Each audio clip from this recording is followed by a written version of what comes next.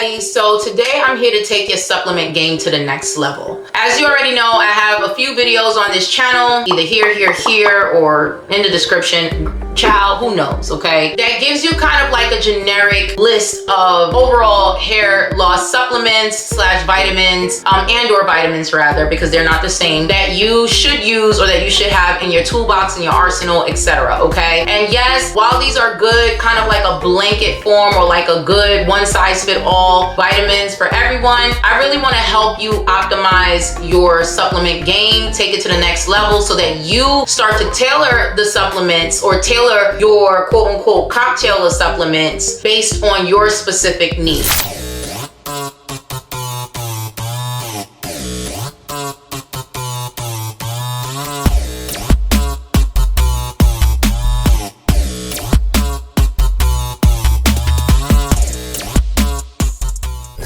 This video is about. I don't really know what the title said, but I'm sure it's similar to what the title said, child. But the bottom line is it's time for us to start elevating our supplement game, okay? So you can, by all means, what I have is great. What I have and all these videos are great across the board, but we all know that we all don't have the same issues. We all don't deal with the same causes for hair loss, and we all need to tailor what we need based on our needs, okay? So I'm gonna give you just kind of like 10 underlying conditions that contribute to hair loss and the supplements that you need to take to start managing these symptoms. I'm not gonna use the term treating, but just to start, to start really helping to support your hair growth journey or your hair loss management journey. Know what I mean? So without further ado, let's just jump right in, okay? So if you're dealing with number one, nutritional deficiencies, it's pretty straightforward, right? It's pretty self-explanatory. So if you're nutritional deficient, whether you go and get blood work and find out that you're deficient in nutrition, or whether or not you just feel like you're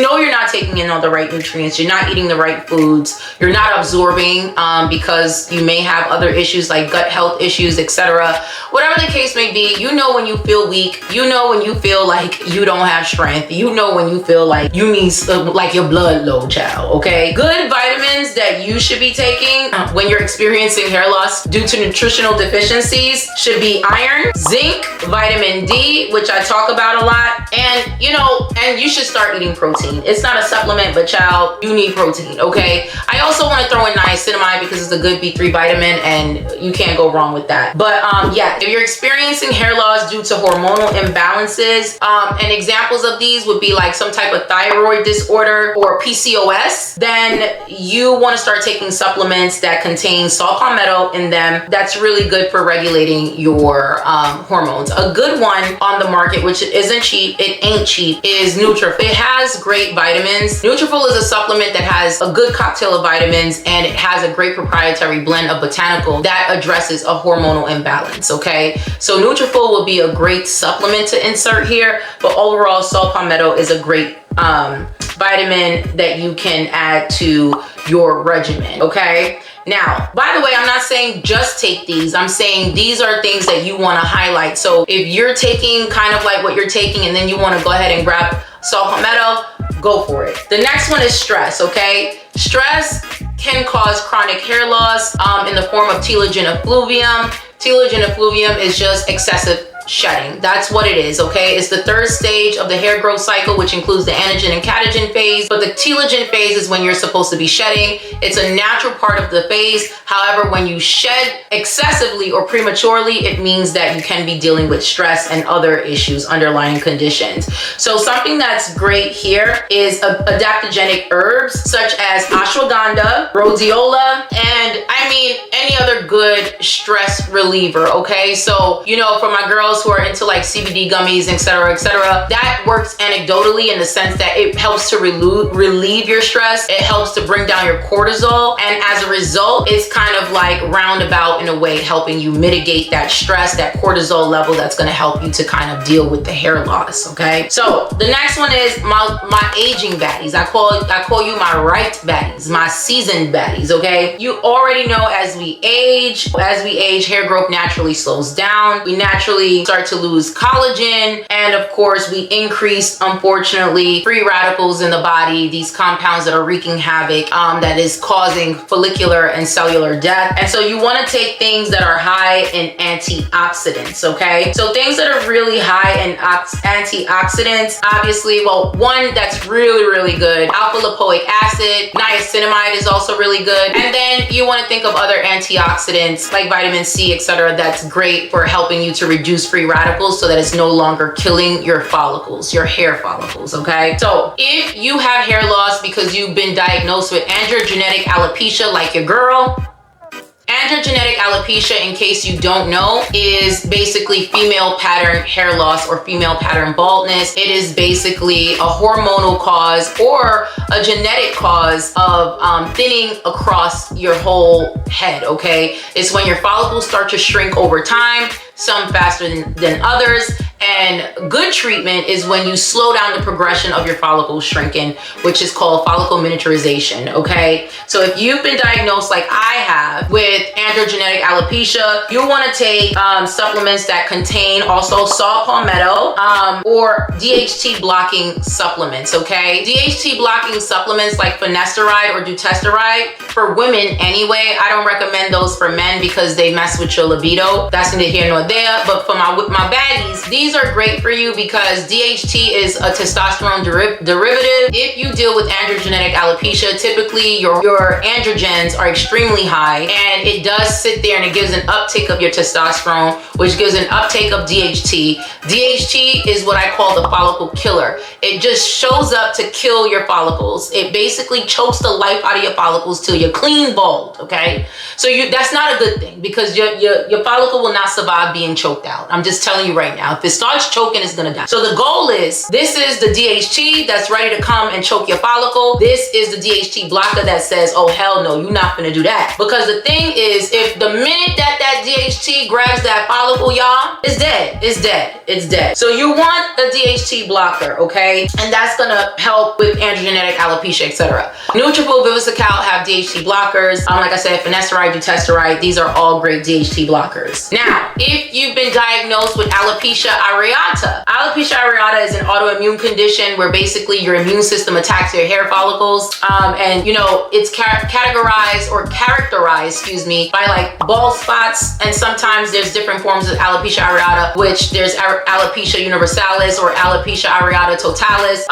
But the bottom line is, before you're at an extreme point of alopecia areata, good things for you to take is vitamin D, because vitamin D is good for proliferating the follicles, meaning creating more follicles to create denser hair, and zinc to help support your immune system and to promote healthy hair growth. So you want to take zinc supplements, and you want to take, like I said, vitamin D. These are best for you if you have alopecia areata. Now, for my baddies who's dealing with telogen effluvium. Telogen effluvium and stress-related hair loss are very similar, but let me go a little more in depth. Telogen effluvium could literally be postpartum hair loss. So listen up. If you're dealing with postpartum hair loss, if you're dealing with hair loss as a result of COVID-19 or a sickness or something that stressed out your body, and then all of a sudden, like, you know, it spiked a stress response in your body, like an immediate stress response, you want to take things like iron supplements, right? That's going to help to increase the blood, and your ferritin stores, right? You want to take those for telogen effluvium. I would also go a step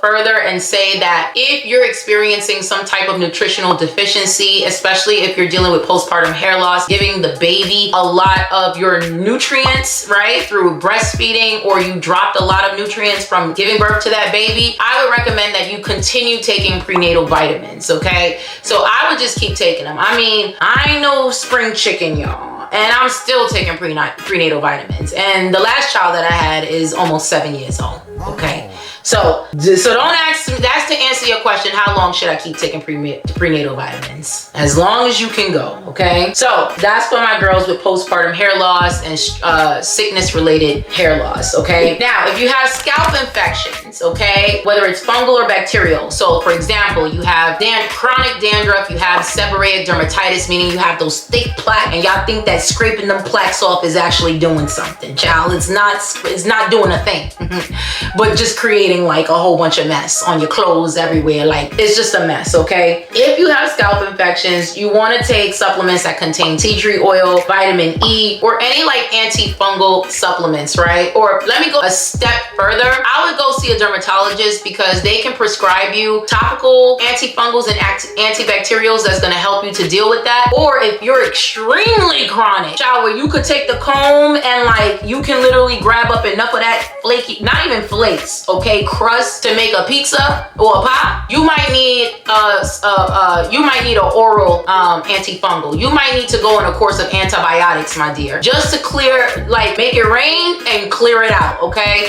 You're not on it forever. It's only a small course, and once you're clear, you know what I'm saying, and clean and clear under control, you can continue your own management and maintenance with ACV, apple cider vinegar, topical stuff, or rinses, with, like I said, you know, vitamin E, those kind of things, and tea tree oil, okay? But don't think that the tea tree oil alone itself is going to, oh, and aloe vera, for those of y'all who like natural stuff. Okay, now if your hair loss is a result of medication side effects, like we all know certain medications, y'all forgive me, okay? Let me tell y'all right now, for those of y'all who made it this far and I just keep stumbling over my own tongue, I have Invisalign. I'm trying to straighten these crooked teeth of mine. And at the end of the day, like, you know what I'm saying? Like, it's a struggle. So I'm just trying to let y'all know so y'all could, you know what I'm saying? All right, so y'all could forgive me for all the foolishness. But for those of you who have hair loss that as a cause, wait, shut up! As a result of medications, you want to take folic acid, okay? I'm gonna go ahead and say prenatals as well. Just go ahead and take them, child. Just you need, because prenatals have the perfect combination of everything that you need to replenish all the nutrients that have been removed from your body or even stripped from the medications that you've taken, okay? And finally, you know, this is cause number 10. If you are experiencing hair loss because of your own sins, okay, meaning you've been putting every ponytail, every this, every that, you've been manipulating and over manipulating your hair, you didn't care, you just wanted your hair, your edges to be mad lace, and you just, you know what I'm saying, you take the braids and you want to grab up every little nook and cranny, I recommend taking collagen supplements and taking, you know, collagen and protein supplements overall, because you want to strengthen the hair. The hair is damaged and overall it's thinning. I think mostly for that though, that's a little more severe. So I would see a dermatologist specifically and let them recommend something. If we're talking supplements or oral, these are not supplements, but they're prescriptions, like prescription minoxidil, etc., to kind of help, you know, to re-thicken your hair from all that over manipulation, and then start using the collagen supplements and everything to kind of help to fortify that protein. So that is the video, okay? Those are the supplements, okay? Yeah, I mean, right? That's it. Nothing else to say. Nothing else to see here, baddies. Just subscribe to my channel, stop playing, and watch the other videos, okay? I love you, and let's take our supplement game up a notch. Bye.